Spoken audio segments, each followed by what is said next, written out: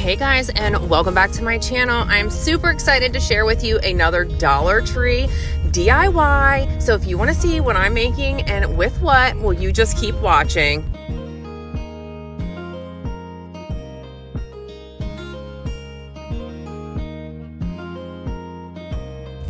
All right, so we're starting out with this great big love sign that looks like it's on like a tag, and I'm just cutting off the beads, which I will save for another project. And now I'm using this scraper. Miranda has been asking about what the scraper was. So Miranda, my love, this is my scraper from Dollar Tree. I have a Cricut one also, but these ones work just as well. And I'm using it to literally, you know, scrape these off, and sometimes they are not easy. Oh my gosh, these things are hard to get off. Like, who glued these on? And I want to know what glue it is because I need some of it. But so I'm just kind of vacuuming up all the scraps and just cleaning it up. I'm gonna vacuum and clean, and I decided to grab the paper now. And this is the vinyl. This is not the iron-on. This is just the regular crafting vinyl, the permanent adhesive vinyl from Dollar Tree. And you guys, this is my first time using it, and I will say I love it. I cannot believe I haven't started using this stuff before now. I mean, seriously, where have I been? Clearly not crafting. I took a whole year and a half off and started a YouTube channel and bringing my crafting back into my channel because I love it. It is truly a passion of mine. So now we're just gonna measure this out. Hindsight 2020, you guys, do it opposite of me. This should be my front, my other side should be my back, but guess what? I kept going. I messed up, but I truly did keep going because it wasn't worth just scrapping and ruining the paper or the vinyl I had. So I just kept going with it. I think it looks really nice. And where the love sign came off of, at first I was kind of concerned that it may be just a tad like visible, but it actually wasn't. And where I put the stencil that I use in this video, it goes kind of in that area. So, you know, whatever you decide to put on this, regardless of what side you use on that tag, it's going to look amazing regardless. So if you mess up like I did, don't give up, just keep moving on. You know, nobody knows about our mistakes but us, unless we tell them. So, and I tell mine often because I want you guys to know I am not perfect. I make so many mistakes when I'm crafting. I'm doing this on the fly, so I don't have, it's not like prepared or coursed. I don't write out my, I don't write out what I'm gonna say. I literally just wing all of this and do my best at putting it together and displaying it for you guys. And I really hope you enjoy that, because I truly enjoy making these videos for you. And so now we're gonna do the same thing on the other side in just a second, but I'm gonna take off all of the scraps that I can see around the edges. Again, hindsight 2020, I would have made this my back and then used the other side as my front to do what I do now, but it is what it is. So I'm gonna lay another sheet out. We're gonna do the same exact thing. I'm gonna trace it out, but this time I'm gonna cut away from the line about 1/2 inch. That way I can fold it over the tag and it fits, you know, flushly against it, and has room, you know, to really cover those edges and sides and not just, you know, perfectly aligned. So you will see me cutting a little long or a little wider than where the lines are, and that is why. And here we're just going to take this and do the same exact thing. Start from the widest part down at the bottom. It was much easier with it being much wider because it wasn't, you know, it wasn't hard to mess up. As the first time putting it on, it was much easier to mess up because it was just, you know, a direct, you know, alignment. But so I do cut some slits in the corners to help them bend easier. So you will see me do that. And yes, subscribe if you haven't, please subscribe. And you'll see me make the slices. You will also notice that my lines aren't straight. They are a little wonky. And if you see at the angle, you can see on the angle that the love, where the, you know, love transfer was, it shows. But once I put this on here, you literally cannot tell. I use this adorable farmer's market local fresh stencil from Dollar Tree also. Now I will say that the paint is not Dollar Tree, it is Waverly in Lagoon. I absolutely love Waverly paint. And yes, I'm using a makeup sponge. And what you're going to do is you're going to want to really start out really, really light. And you want to make sure that you're tapping your paint, you're tapping your paper towel to take off some of that excess so it's not going to push paint underneath of your stencil. You definitely do not want to push paint underneath because it really can ruin it. So I take my time, I go slow, and we come back again. So we're jumping right into making our bow now, you guys. I sped this up for you guys. It was like an hour, and I can't leave it that long for you guys. So here we are. I'm using my Bow Dabra, you guys. I got this like 3 months ago because I've been making a lot more bows with crafting, and I had used it before, but I haven't used it on like this many pieces of ribbon. So what I don't show you guys is, and I was so frustrated, I could have cried. This bow took me probably longer than the whole project. And when I went to take out the chenille stem and tie it, it broke. And all of the pieces just flopped to the floor. At this point, it was like 1 o'clock in the morning, and I was like, you've got to be kidding me. But it's okay. I picked it up, and we redid it, and it looks gorgeous, but you do not get to see that. I apologize.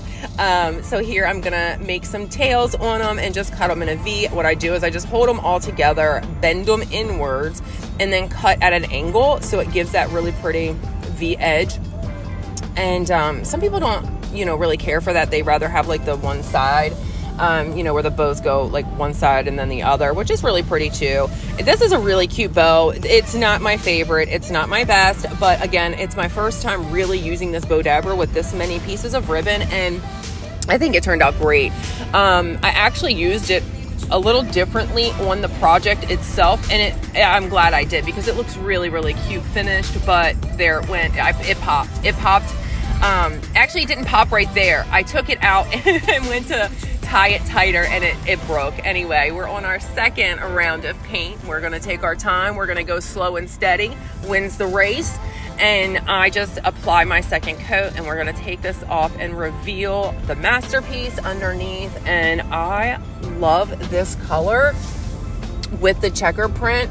My kitchen does have like the Farmhouse theme. It has a lot of the Pioneer Woman things, and I just love this.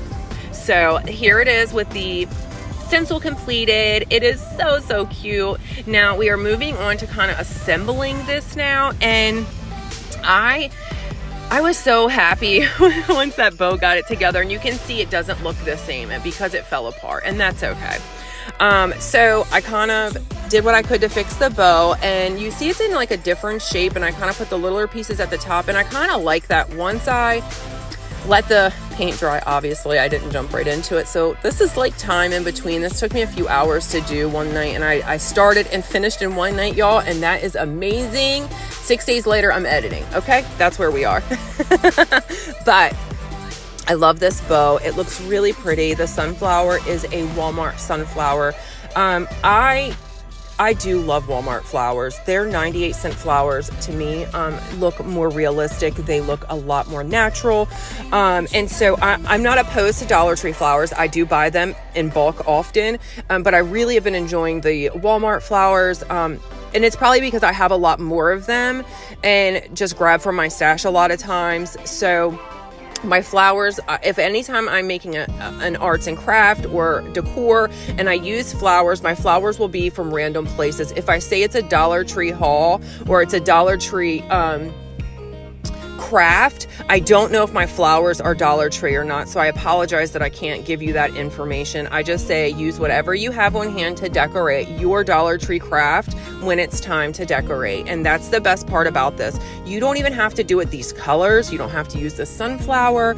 You can literally use whatever matches your decor in your home. And that's the best part about making your own decor, because it fits you and you worked really hard. Like, I worked really hard for this, and when I walk by it and see it on my wall, I'm really impressed with myself. And the fact that I made it and put the time into making something this nice for my home, I'm really excited to get back into making pieces for my shop and getting that back out there. I will not address my shop on here, but just know that my shop for my items will be available come June on YouTube in my own storefront. So I'm really excited to figure out more about that. That's in the back works being worked on. So a lot of things coming in June. I'm going to hold off telling anything right now because there's just so much in the works, and I don't want to give false information because it is what it is.